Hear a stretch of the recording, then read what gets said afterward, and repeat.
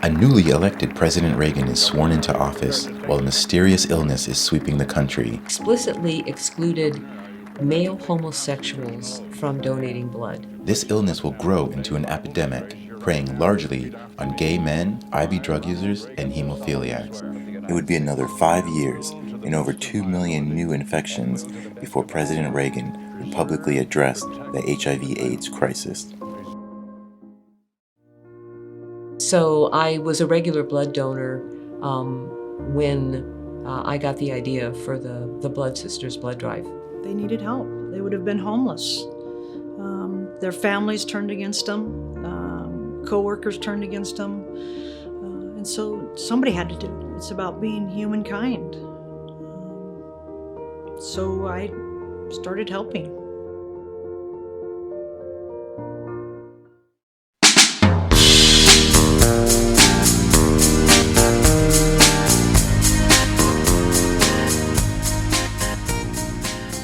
Thank you all for watching today. I'm here with the wonderful director, Richard E. Haywood. He submitted a great documentary film to the festival called Women on Watch, and I feel it is really interesting because it highlights something that I feel not many people are talking about, and I think the ethos of the film kind of echoes what we've been living through in the wake of COVID. So, Richard, without any further ado, if you could take it away and tell us how you stumbled across the subject of your documentary. Sure, yeah.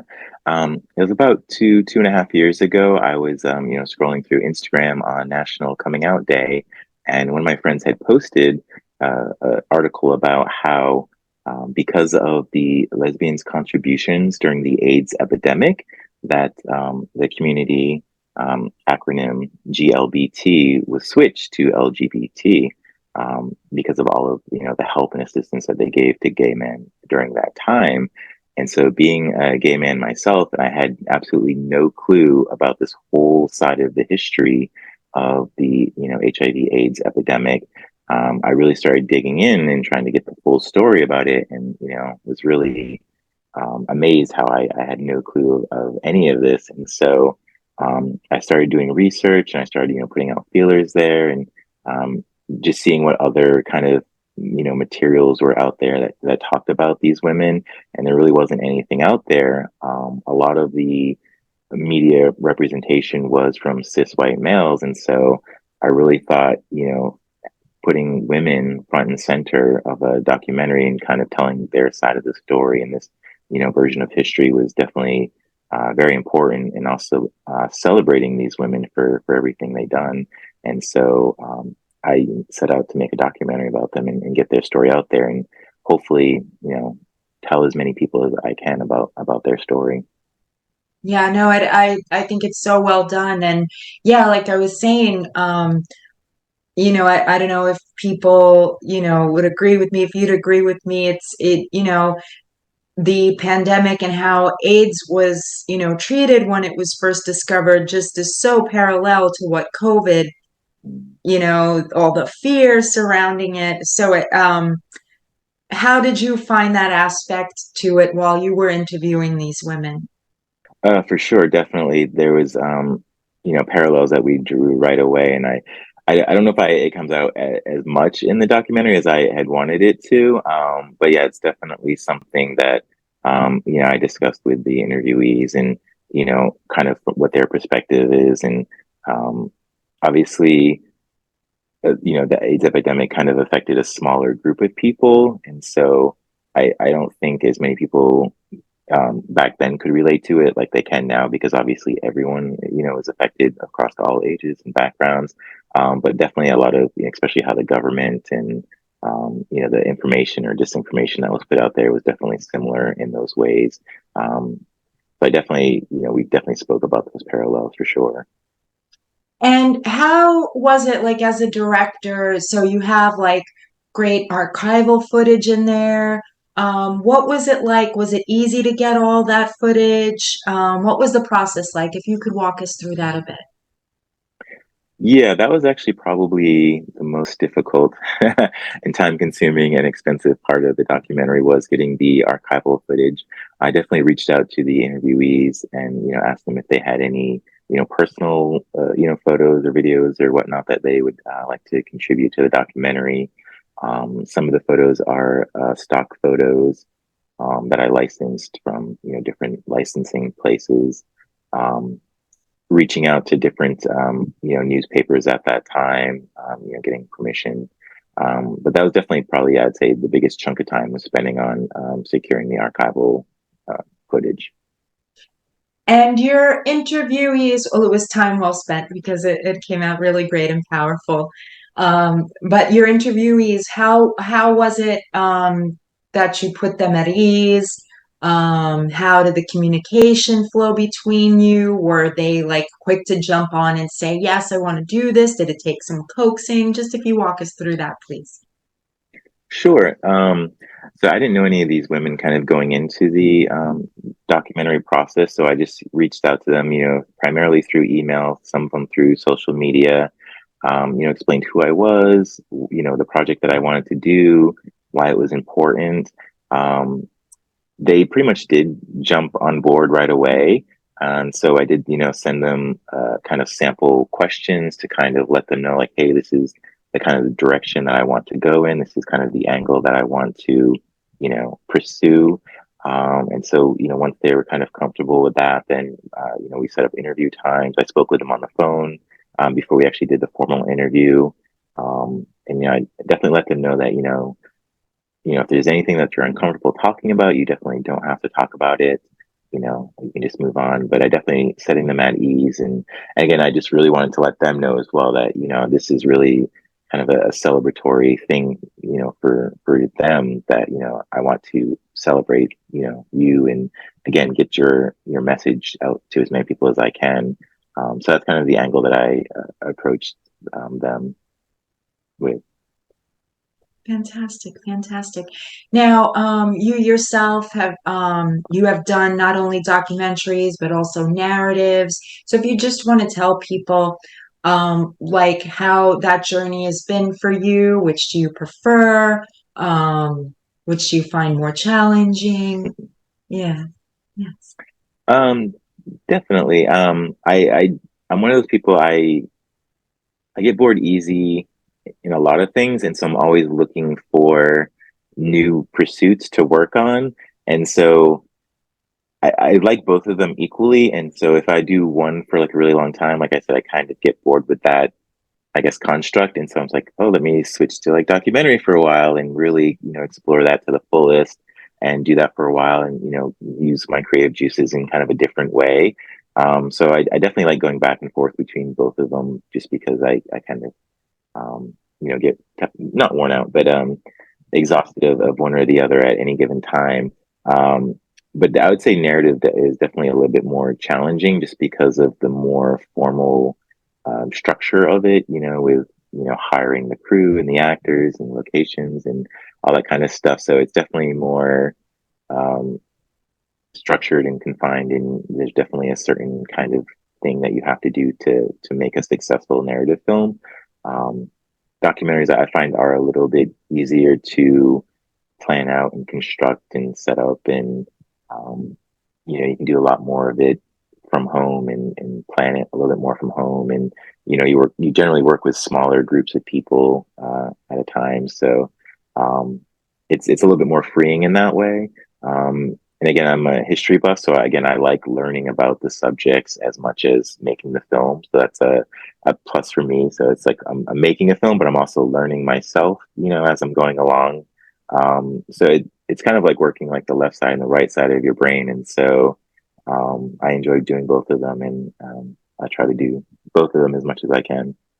Fabulous. And do you see yourself going forward with making more LGBTQ celebratory films? Do you have anything like that on the horizon?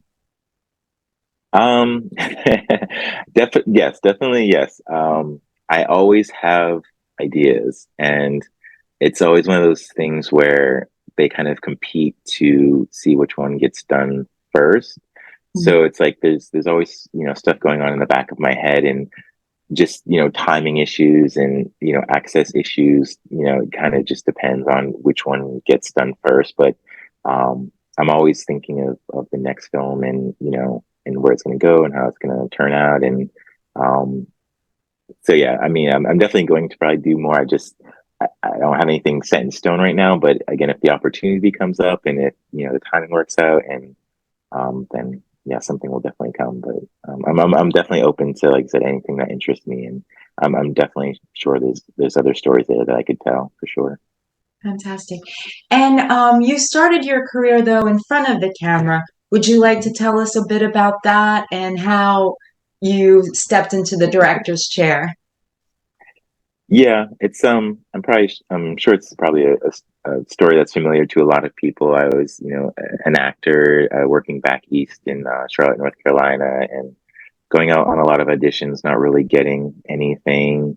The stuff that I was getting, it wasn't really stuff that I was super interested in doing. And so um, I moved out to California, and ironically kind of took a break from the acting side of it. Just, the auditions weren't really doing anything for me. So yeah, I decided to go back to school, and that's when I really got interested in the behind the camera stuff. I'm like, wait a minute, I can write my own scripts. I can, shoot my own, short films. And again, I traveled down that path, a lot during school, in school, making films for the school. And again, that kind of led to, doing more personal films outside of school. And again, I found out very quickly that I couldn't really act and direct at the same time, and not effectively. And so that's when I kind of really poured my energy into primarily writing, directing other people, and going down that path. Fantastic, fantastic.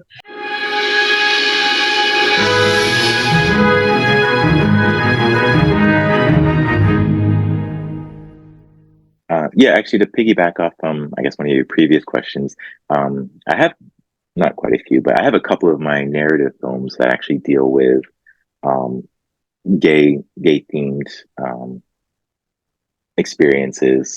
Um, so I guess I explore those themes a little bit more in my narrative films than I do in my documentary. But I do, it does come up quite often. And again, I did write a script for another short film kind of that has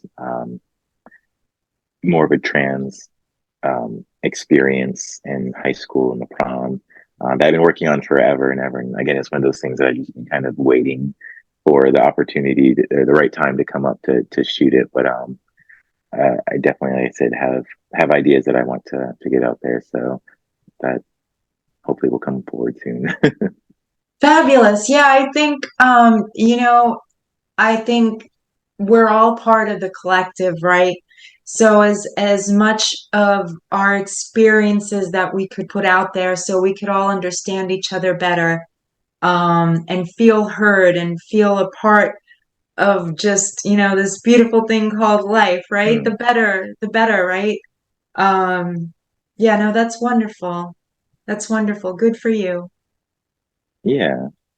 Again, it's all stuff that I find super interesting, and yeah, like you said, as much as people are different, I think we're more alike than different. And so to kind of highlight those and illustrate those, how we're all the same, is important to me, and that's definitely something I want to come through in my films. Excellent. Excellent. And you're also going to school for film. So I think it's great that you're not only fulfilling your classwork obligations, but also doing your own productions. How do you find the time? How do you kind of schedule your life? I think, think people would be curious to know. Yeah, I guess probably that's one of the biggest reasons why I've kind of switched over to documentary filmmaking at this particular moment in time, because it is a little bit more, free moving. You don't have to get 20 people on the same spot on the same day, the same time to film something. Whereas, documentary, you can, speak to the interviewee, you can plan a day. It's just, you and the interviewee. So it's a small group. And so I would say probably, again, the form that I'm using at this particular time is a little bit more freeing as far as scheduling and being able to do these things. And again, looking for, archival footage and B-roll, I can kind of do that at my own pace, at my own time. And so I'd say probably because I haven't really been doing any narrative film since last summer, again, when I wasn't at school. So I'd say I probably kind of shifted gears towards a medium that's a little bit easier to work on my schedule. Okay. Any parting words? I think we got a pretty good picture into what you're working on. Okay, beautiful. I guess we're good. Well, it definitely is a pleasure speaking with you, and like I said, I'm very excited for you in the film festival, and I hope it goes really well. And like I said, hopefully one day I'll be able to get out there and attend in person and meet you in person. Yes, definitely. Same here. I look forward to seeing that film you were discussing about the mother and daughter with the Native Americans. Who knows, maybe that'll be your next submission. Um, Yeah, I hope so. Yeah. yeah, yeah. Because yeah, Yeah. like I submit to so many film festivals, and like I said, I try to go to as many as I can. And but yeah, just again, getting really great stories out there is something that I'm passionate about doing. So I'll definitely submit to your festival in future for sure. Thank you. Yes, and it was a pleasure meeting you.